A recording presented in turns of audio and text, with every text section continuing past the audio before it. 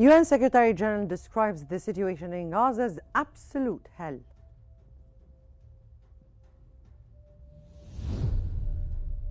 Iraq reports that 3 were killed and 20 others injured in clashes in Sulaymaniyah.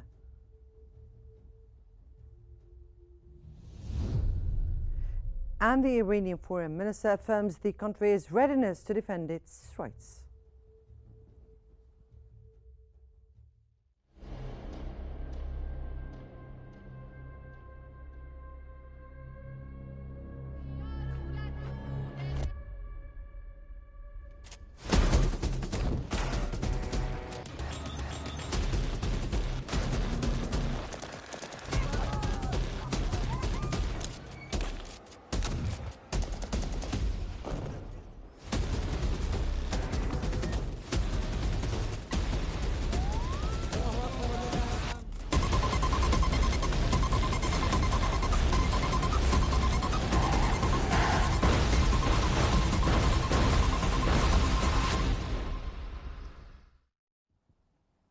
UN Secretary General Antonio Guterres described the situation in Gaza as absolute hell.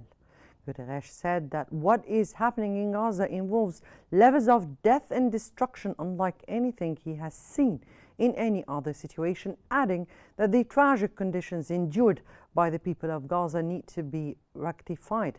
He urged Israel to agree to an immediate ceasefire and to lift restrictions on the delivery of humanitarian aid.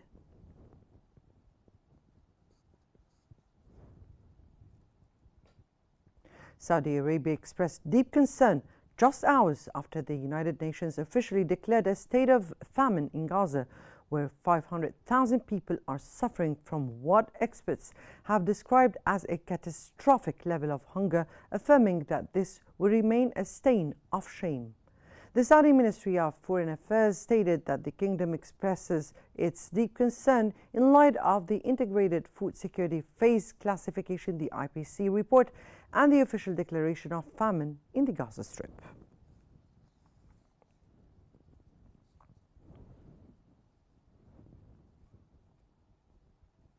Israeli Prime Minister Benjamin Netanyahu has firmly rejected the United Nations official declaration of famine in Gaza City and surrounding areas, describing the report on which the announcement was based as a blatant lie. In his statement, Netanyahu claimed that the Integrated Food Security Phase Classification, the IPC report, is a blatant falsehood, and emphasized that Tel Aviv is not intentionally starving the civilian population in Gaza.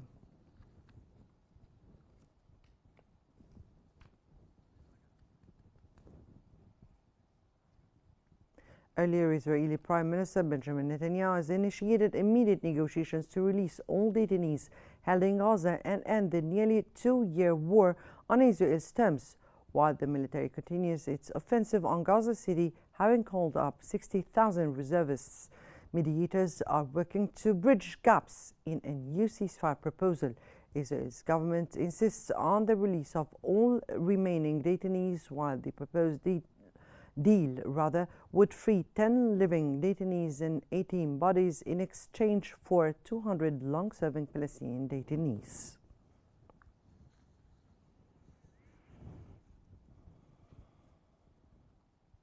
Sirens sounded in Israeli towns near the Gaza border before it was revealed that the alert was triggered by a drone launched from Yemen. The Israeli military stated that the alarms in the Gaza envelope area were activated after detecting a drone launched from Yemen. Several interception attempts were carried out and the target is being monitored by the Air Force. The incident is still ongoing.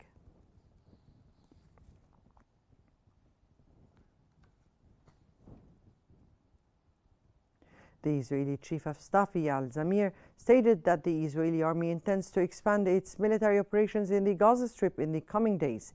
He added that the Israeli army's mission in the West Bank is clear: to thwart attacks and protect settlements, claiming that the army will continue its operations firmly to prevent any security threats.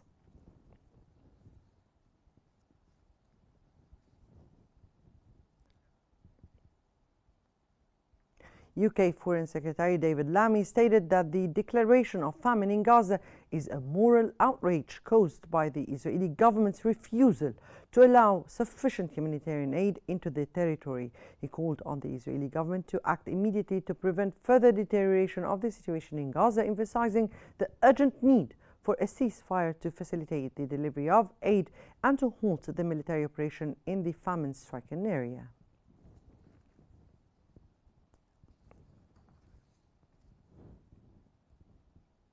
Gaza-based health authorities have announced that the death toll from Israeli attacks on the Gaza Strip has climbed to over 62,200 and over 157,300 wounded. Gaza-based health authorities have reported that Israeli military operations in Gaza had killed 71 Palestinians and injured more than 251 others in the past 24 hours.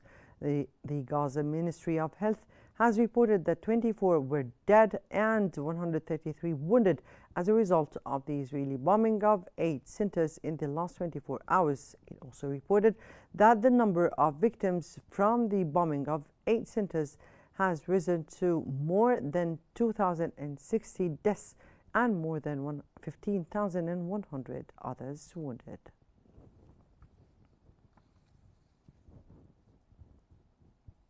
For more analysis, we now move to Mark Summers in our newsroom. To you, Mark.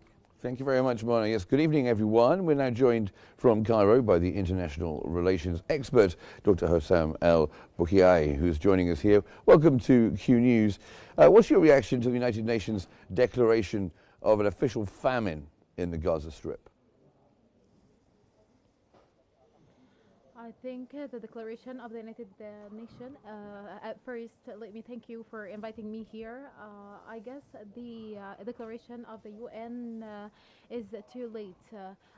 Since Gaza Strip suffered from the famine since a long time, and the people are suffering from the starvation since the beginning of the war.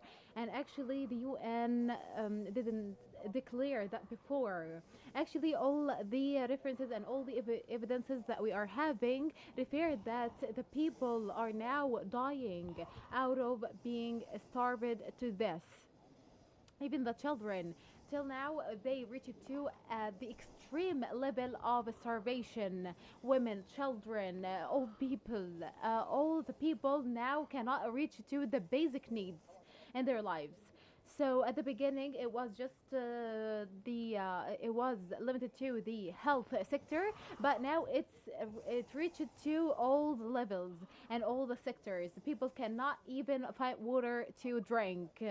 So this declaration put the whole world into no responsibility. They feel that they are responsible for the genocide that happens right now in Gaza Strip, and they have to make any action as soon as possible.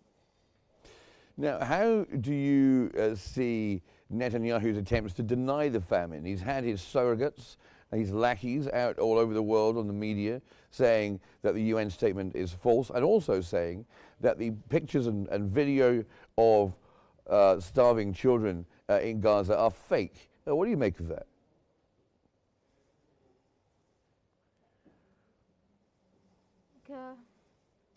This is not acceptable at all. Why? Because Netanyahu is trying to hide all the crimes committed by the Israeli occupation forces, and at the same time he's trying to deny what is happening right now. But now the whole world can see the truth. They can see what is happening right now in Gaza, and actually he's trying to manipulate the people around him. I would like to say that Netanyahu tried to propose statements that he is not committing any crimes during the war, and that he is not violating the laws or the international law. And till now, we cannot deliver the humanitarian aid into the Gaza Strip.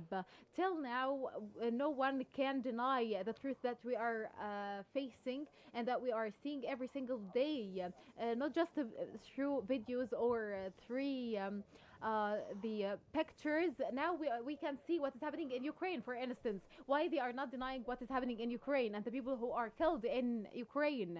So every single person who is denying what is happening during the war, he is the liar, not vice versa.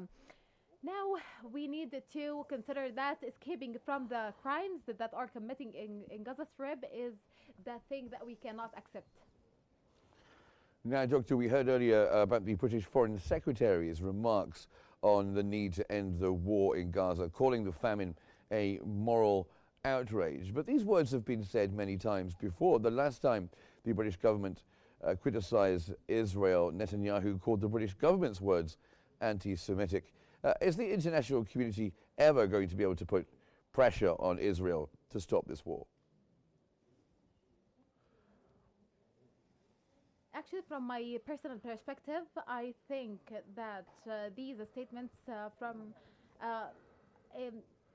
started a long time ago, and till now we are having statements that are false, but till now we are waiting for an action. We cannot have an action or reality. When exactly we can say that we can have pressure on Netanyahu to stop the war and to reach a ceasefire? When we are having action, when we are having negotiations between the foreign countries, for instance, the US and Israeli occupation forces and Palestinian people.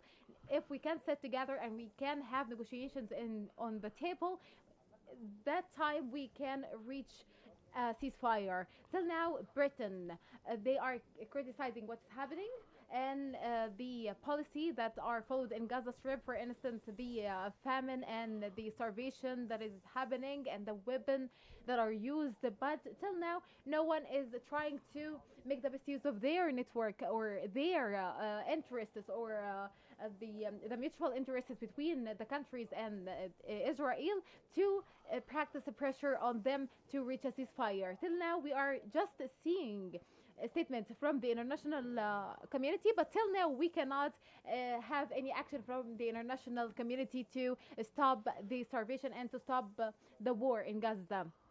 If we just think for a little bit, we can reach a ceasefire between Russia and Ukraine just by practicing the pressure from the US. Till now, Trump is trying. We saw so many meetings that were held in the US between Putin and Zelensky, and they are trying to reach a ceasefire. That's what we can call an action. But till now, or till this moment, we cannot have the same thing in Israel, between Israel and Palestine. Trump said that Netanyahu can do whatever he wants in Gaza. And this was the last statement from Trump. Till now, we do not have an actual pressure from the US on Netanyahu. So for the international community, till now, they didn't do any actual thing that we can consider as a real action to stop the war in Gaza Strip. Okay, we haven't got a lot of time, so I just wanted to interrupt you there if I can, just to bring you on to another matter, because you mentioned the ceasefire there, and Israel is insisting on occupying all of the Gaza Strip even after a ceasefire is put in place. Is that acceptable?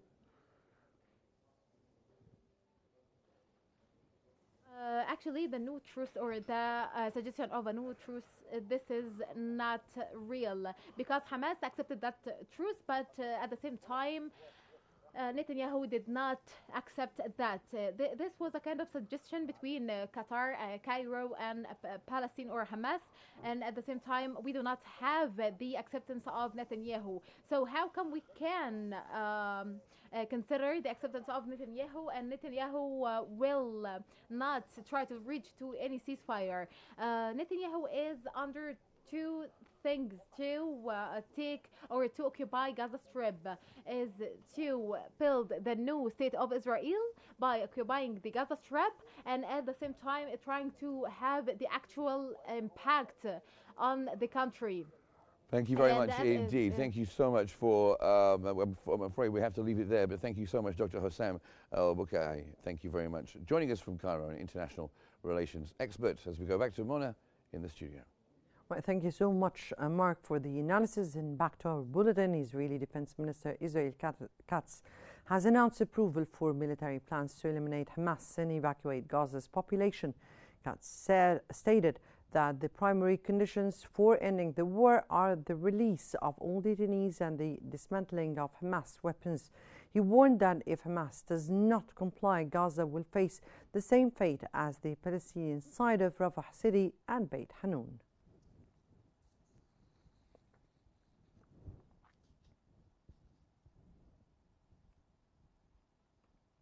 Hamas stated that Israeli Defense Minister Israel Katz's acknowledgement of military operations in Gaza City to displaced residents constitute an admission of crimes amounting to ethnic cleansing.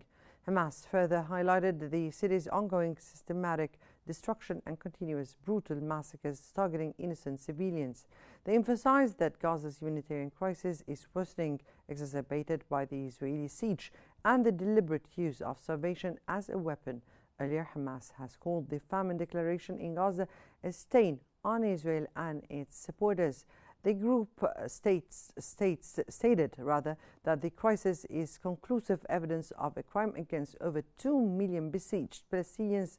Hamas urged an immediate response from the UN and the Security Council to halt the war, lift the blockade, and hold Israel legally accountable for using starvation as a war crime.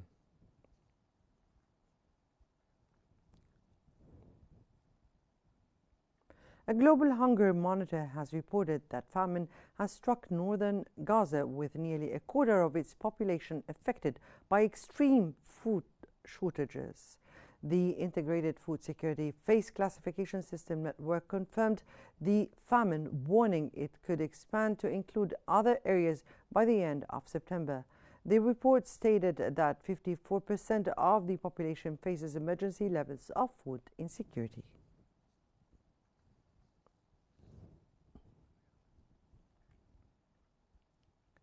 The Palestinian Foreign Ministry is demanding that the international community take responsibility for ending the genocide and starvation in Gaza.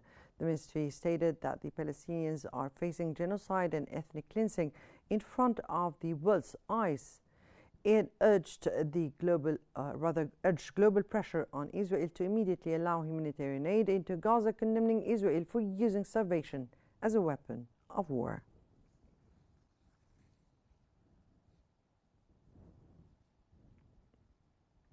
A joint UN statement from several organizations, including the FAO, the UNICEF, and the WHO, has revealed that 500,000 people in Gaza are suffering from famine.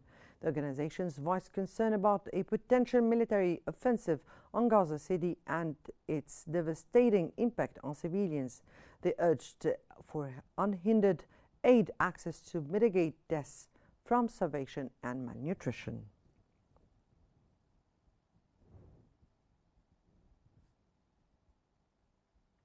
According to a global hunger monitor, Gaza City and surrounding areas are officially experiencing famine, a crisis expected to spread. The Integrated Food Security Phase Classification reports that nearly a quarter of Palestinian, over 514,000 people, are now facing famine, with that number projected to rise.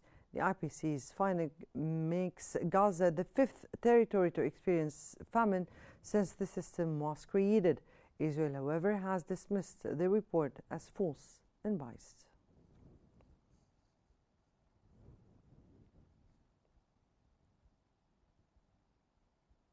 UN Under-Secretary General for Humanitarian Affairs and Emergency Relief Coordinator Tom Fletcher has stated that the famine in Gaza was preventable, citing Israel's systematic obstruction of humanitarian aid.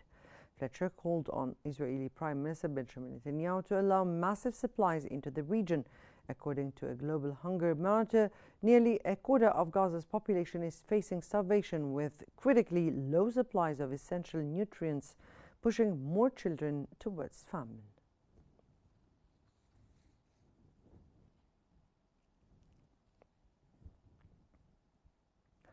Spokesperson for UN Office of the High Commissioner for Human Rights, Jeremy Lawrence, has said that famine has been officially declared in northern Gaza, asserting it is a direct result of Israeli government actions. He added that this development, which affects a quarter of the population, could constitute a war crime, as starvation is used as a method of warfare. UN Secretary General Antonio Guterres stated the situation must not continue with impunity. Despite these claims, the Israeli military has accused Hamas of a false starvation campaign.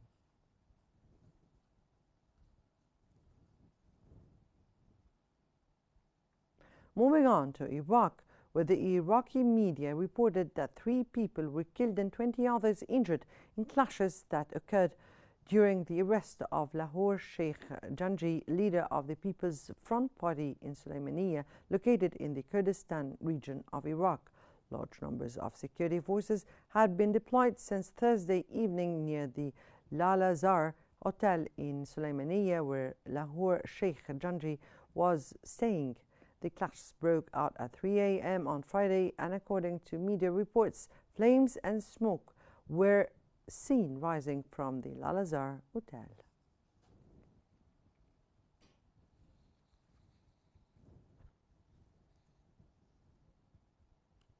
Iraqi security sources confirmed that the number of individuals arrested as a result of the clashes in the city of Sulaymaniyah may exceed 400 so far. The source told Al-Mulamha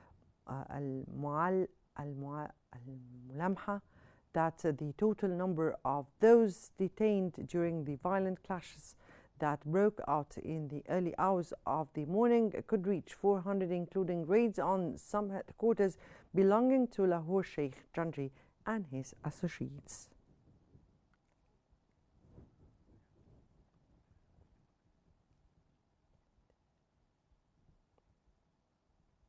The Iraqi presidency affirmed that it is closely and anxiously following the events that took place in the city of Sulaymaniyah, which resulted in the deaths of civil security personnel and the injury of others.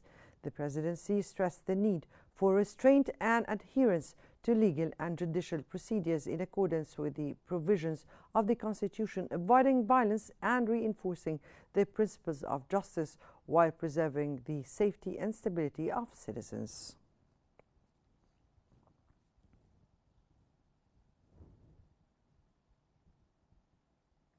The General Administration of the Patriotic Union of Kurdistan, the PUK, has decided to form a committee to compensate those affected by the clashes that took place in Sulaymaniyah. The administration stated that a special committee has been formed by a decision from the Financial Office and under the directives of PUK President Bafal Talibani. The committee will be responsible for compensating all homes and properties damaged in the Skrashinar neighborhood of Sulaymaniyah as a result of last night's clashes.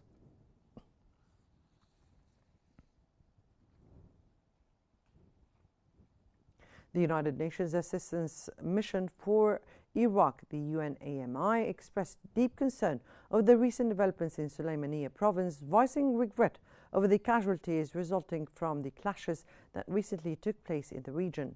Meanwhile, the U.S. Embassy stated that the United States mission in Iraq is closely monitoring the situation in Sulaymaniyah. It reaffirmed its rejection of any acts of violence that threaten public safety and stability and urged all parties to exercise restraint.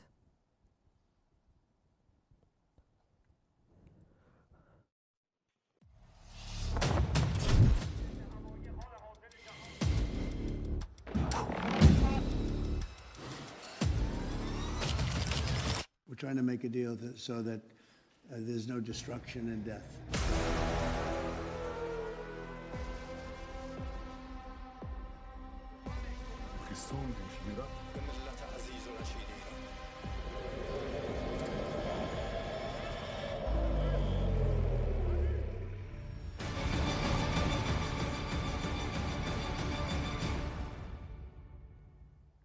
Iranian Foreign Minister Abbas Araghchi has spoken with his French, British and German counterparts along with the EU's High Representative to discuss Iran's stance on the so-called snapback mechanism.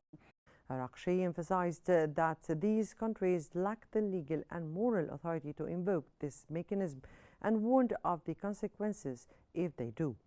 While asserting Iran's commitment to diplomacy, he also affirmed its readiness to defend its rights and interests. The European officials expressed their willingness to find a diplomatic solution. Both sides agreed to hold further talks at the Deputy Foreign Minister level next Tuesday.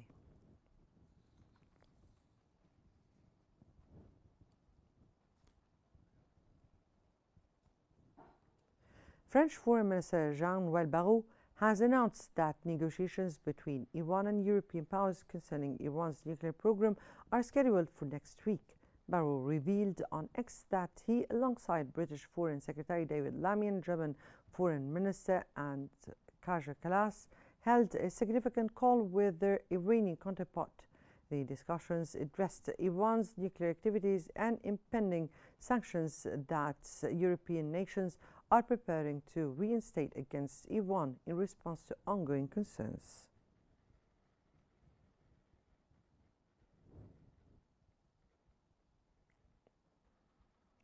Following discussions with his British and French counterparts and the EU foreign policy chief, German Foreign Minister Johann Wadephul has stated that Europe remains committed to diplomacy with Iran, but time is running out. He emphasized that Iran must engage in substantive negotiations soon to prevent the activation of snapback sanctions. Wadephul warned that the sanctions will not expire without a viable and durable deal.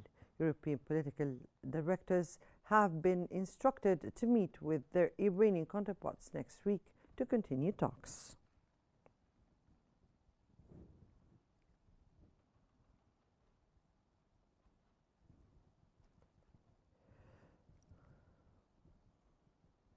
The U.S. Department of the Treasury announced that the administration of President Donald Trump has imposed additional Iran-related sanctions targeting 13 entities based in several countries, in addition to 8 ships. The punitive measures included Greek national Antonios Margaritis and his network of companies and vessels, which the U.S. Treasury said were involved in transporting Iranian oil exports in violation of sanctions.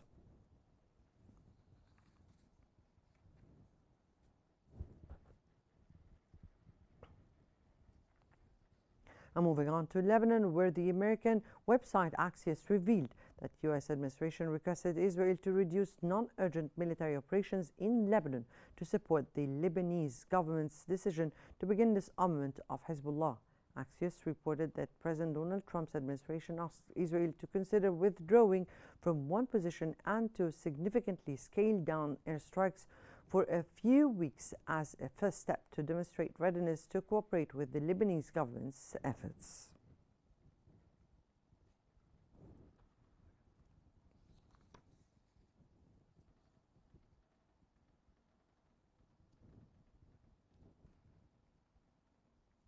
Moving on, and U.S. President Donald Trump has said he will see if Russian President Vladimir Putin and Ukraine President Vladimir Zelensky will work together in ending Russia's conflict with Ukraine. Trump said that he was not sure if he needed to be at a meeting he has been trying to set up between Putin and Zelensky after his recent talks with Putin in Alaska, but he said he would rather not attend.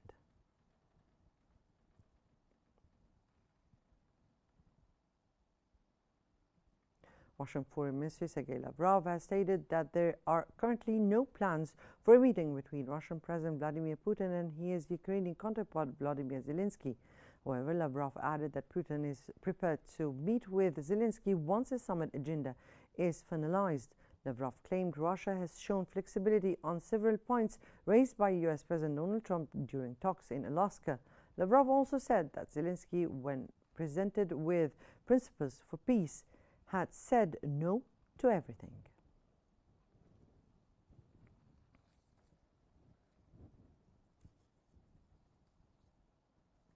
And finally, the Federal Bureau of Investigation conducted a court-authorized search for former National Security Advisor John Bolton's home as part of a national security-related investigation, according to a source familiar with the matter.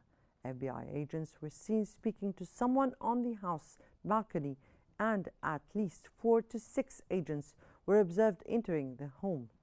In a social media post, the FBI Director Kish Patel wrote that the agents were on a mission, but it was unclear whether he was referring to the search.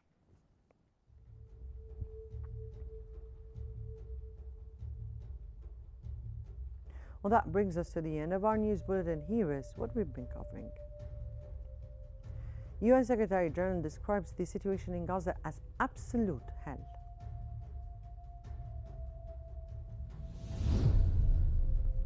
Iraq reports that 3 were killed and 20 others injured in clashes in Sulaymaniyah.